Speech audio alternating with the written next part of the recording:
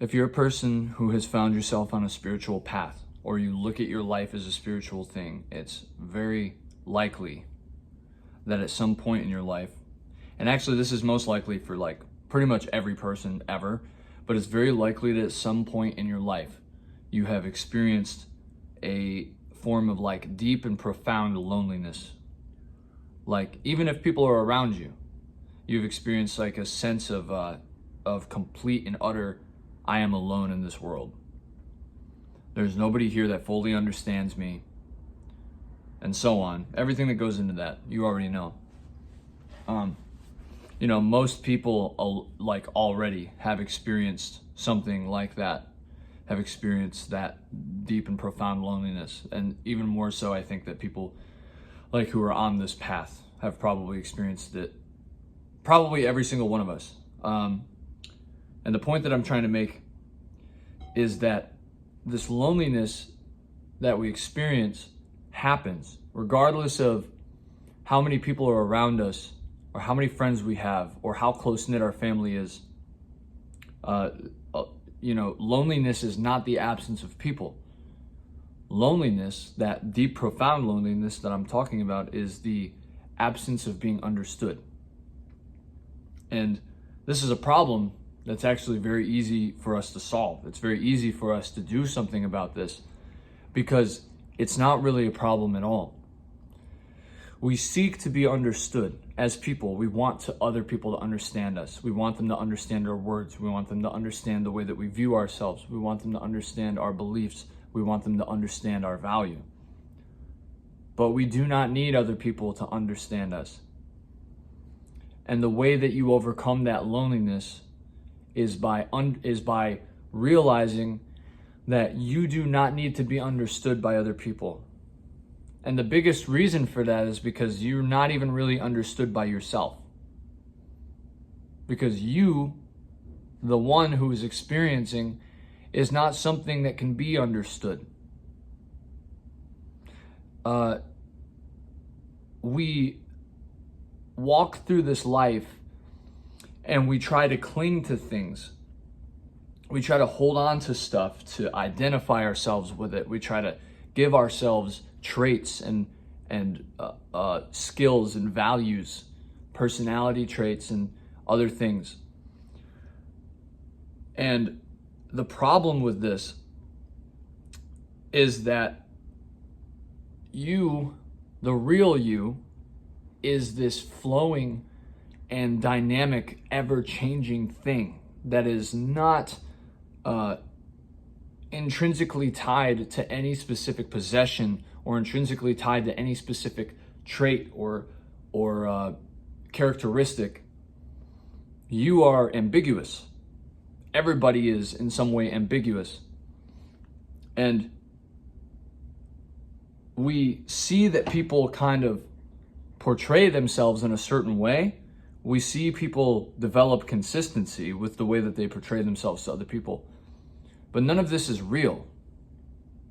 You see, when you are focusing on the way that you portray yourself to other people and the way that you want to be understood by other people, you're creating a false identity. And you're tying the traits and the characteristics and the possessions that you've identified yourself with to this false identity, to this false personality, so that you can thrust it outward upon the people that you meet. And this identity is not real. You see, anything about you that you are trying to use as a way of identifying yourself, whether it's like I see something a lot in the content creation world, especially like music and creatives, where people, and there's nothing wrong with this. I want to preface the next statement I'm going to make with saying that there's nothing wrong with people doing this. But when a lot of people who are in some way creative or content creation or like music, art, whatever, especially like rap music, they will like create this identity, and through this identity they will kind of like portray themselves in a certain way, and then they'll like get jewelry that is like that has like their name attached to it, and like they'll wear certain clothes and act a certain way, and all of this is in an attempt to portray themselves as a certain way, as a certain thing. And it's really funny because it works. Like, people see that and they look at it and they're like, oh, that's that person. This is that person's style. This is that person's personality. And the fact of the matter is, none of it is. None of that is them at all. Actually, all of what they're showing you has little to nothing to do with who they really are as a person. It is all an identity. It is all a falsity that they have created and that they have attached themselves to and chosen consciously to portray out to the world. And sometimes they don't even realize that they're doing that. So I shouldn't say consciously, because sometimes it can happen in an unconscious manner. And the majority of people, almost everybody, at least in the Western world, in my sphere of influence and the places like the places that I go, the people that I talk to, almost all of them have some sort of attachment identity that they have created around themselves to portray to people instead of being who they really are, which is whatever they're feeling and thinking in that moment. And even the thoughts themselves are not really an attachment. They're not really a part of the real you. The real you is a mystery. It's ambiguous. It's not something that you can just like look at and comprehend and see that it's concrete and that there's all these little tiny details that you can attribute to being, yes, this is John. Yes, this is Sarah. Yes, this is Tyrese. This is Jamie. This is whoever. These are not even your name. Your name, the jewelry that you wear, the clothes that you wear, the car that you drive, the music that you listen to. All of these things are not really you. They actually have almost nothing to do with you at all. Because all of them are in some way a put on that you have accumulated over time in your life. Even your preferences, the things that you prefer over other things, the opinions that you have, both like serious opinions politically and also just like minor opinions, like I like this music, I don't like this music. I like this art, I don't like this art. I like this TV show, I don't like this TV show. All of these things are a false identity that you have created for yourself. All of them.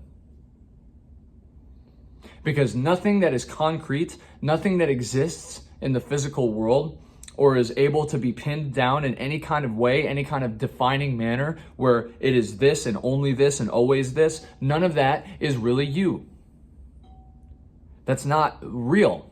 It's not, it's all, because that is what's ironic about that is these things that we see as being concrete and existing definitely in physical reality, these things that we see are actually extremely temporary and extremely fragile. And they're not real.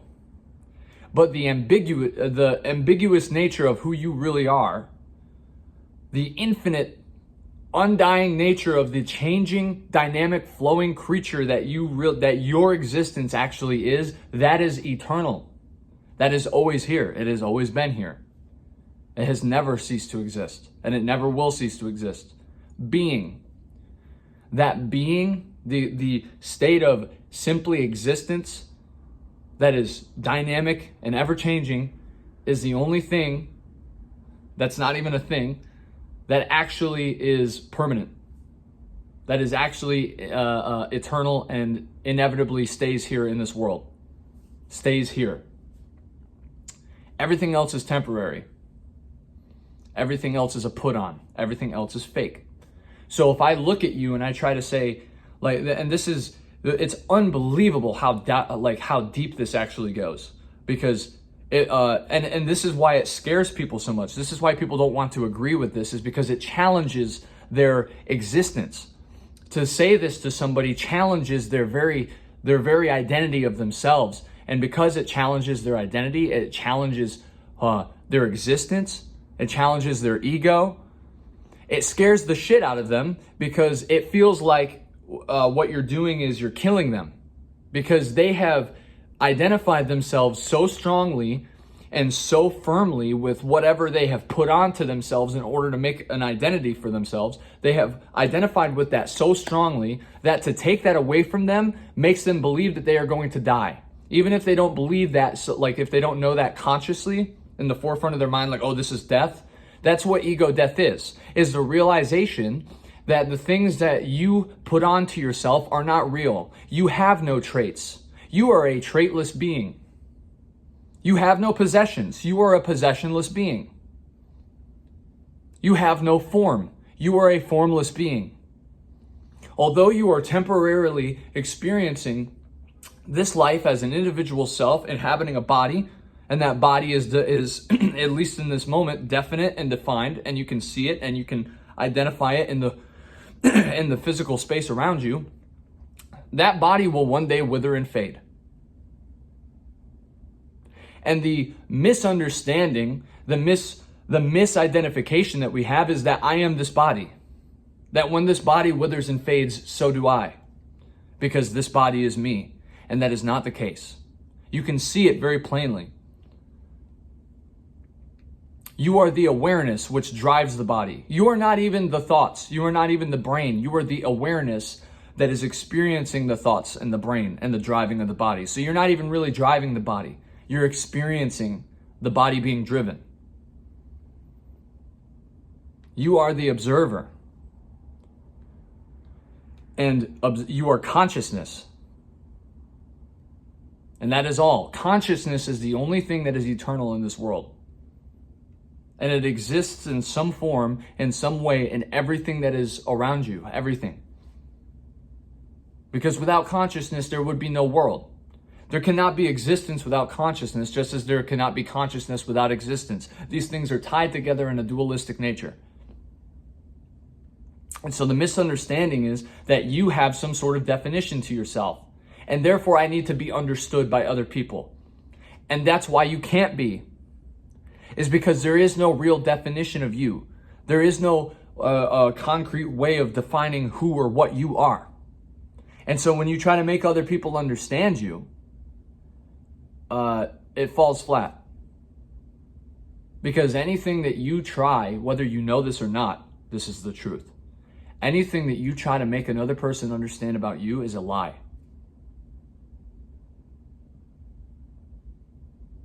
Anything that you try to make another person understand about you is a lie.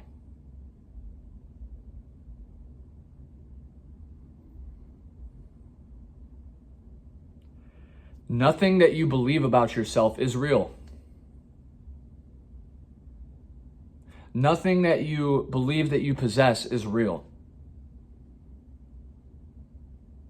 So if you believe that you are if you believe yourself to be some sort of worthless, like low value, I don't really belong in this world and nobody likes me, it's not true. That's bullshit. And similarly, if you believe yourself to be some sort of superior, hyper-intelligent, and very affluent being that is better than other people, it's bullshit. It's not true. It's not real. You're telling yourself lies.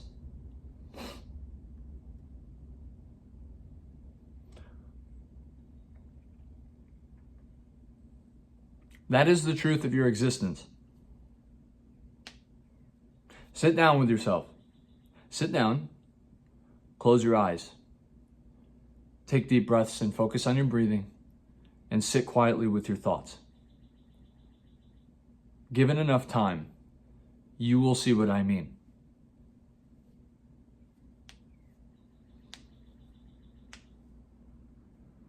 This is not something that I can give you, like, I can show to you and give you evidence for, because don't you see how that would be like contradictory? Like that would be a contradiction to what I'm saying. Like to give you like a physical piece of evidence that shows you here, this is the proof that you're not really this person. Here's the proof that you aren't really these things. Because even to say that you aren't those things is a part of the identification at the same time. You see, it's not something that can be explained simply in words unless you already in some way understand it. So if what I'm saying to you sounds like I'm speaking a different fucking language, well, the reason for that is because you haven't in some way experienced what I'm trying to tell you. Because the words that I'm speaking are not going to illuminate the truth for you. They are a signpost that I'm using to try to point you towards the truth. They're a signpost that I'm using to guide you towards a conclusion that you need to have for yourself. The words themselves mean nothing. It's the truth behind the words that actually matters. So again, if this makes no sense to you, it's because what I'm doing right now is trying to explain a new color to somebody who has never seen it before. You need to have, at least in some capacity, understood and experienced what I'm talking about prior to being able to understand what I'm saying, quote unquote, in words. And the way that you do that is by sitting down quietly with your thoughts and focusing on your breathing and giving yourself lots of time to do that, because your mind is ramped up. If you're having trouble understanding what I'm saying, it's because your mind is ramped up. Your mind is like a water wheel, and the more that you feed it, the more that it spins, the quicker it spins, and the longer it takes to slow down when you stop feeding it. And that's why spiritual people value silence so much. Because the truth that I'm trying to speak to you, the truth that I'm trying to tell you right now, is hidden underneath the noise in your brain. It's hidden underneath the noise that's clouding your mind. It's like trying to see to the bottom of a lake, and all of the water has been stirred up by the fish underneath, and there's just mud from the bottom of the lake just floating around and you can't see. But if you let the water sit still for a second, the mud clears itself away and the water becomes clear and you can see to the bottom again. That's what meditation is. That's why we meditate. Even though people will often say that you shouldn't have a reason to meditate, because having a reason makes it more difficult to accomplish this, because you're waiting for something, so you go into it thinking like, I'm waiting for this thing to happen. I'm waiting for this thing to happen. You see, and it clouds the water more because you're stimulating the mind. You need to stop stimulating the mind, which is a problem with us. Like, that's all we do in this society. That's all we do is stimulate our mind. We can't fathom sitting down and not doing something. It just blows us away. It makes us like crazy. Like we can't just sit down and do nothing for 5 minutes. It's impossible. Because if you do, like, people think you're a crazy person. There's something wrong with you. And that's not the case. And that's exactly why you are so wrapped up. If you're like, if I'm talking to you, I'm talking to you. If you're feeling this way, that's why you're so wrapped up. That's why you're so muddied. And that's why you're so attached to who you are and who other people see, like what other people see of you. That's why you're so convinced and so concerned about the opinions and ideas of other people. And that's why you feel the need to attach yourself to things and create a personality for yourself in order to portray it to other people, is because your mind has been so overstimulated that you can't see the truth anymore. That you have forgotten and no longer understand the nature of your own existence. You were born into this world enlightened. I spend a lot of time with children. I have a child myself. Children are enlightened. And the reason they are enlightened is because they do not believe themselves to be in possession of anything. They do not concern themselves with the personality traits or idea or characteristics of what kind of person they are or how other people perceive them. Even though they get shy, and sometimes they can get kind of possessive, but that possessiveness is momentary because it's really about the here and now. It's about the moment that they're in, and not about having this thing and if I don't have this thing anymore. Because if you look at the way like a child is possessive, they'll like take the toy from another kid, but then 5 minutes later they'll drop the toy and then they'll forget that it exists, right? And then sometimes we do this thing to our children where we give them something that they are so attached to that they have to have it at all the time. And that's the beginning. You see, that right there is the beginning. Children are born enlightened. They call it enlightenment, and we confuse ourselves because we believe that the word enlightenment means illuminated or lit up like lights. And really what it means is to be lightened, to lighten the load. You are enlightened because you are now not carrying something so heavy. And that thing that you were carrying that was so heavy is the fake self that you have created for yourself. Much love. Thank you for watching this video. Check out the description. Leave a comment or something. But remember, who you really are is everything. Not this bullcrap facade personality that you've put on. You are everything. Much love.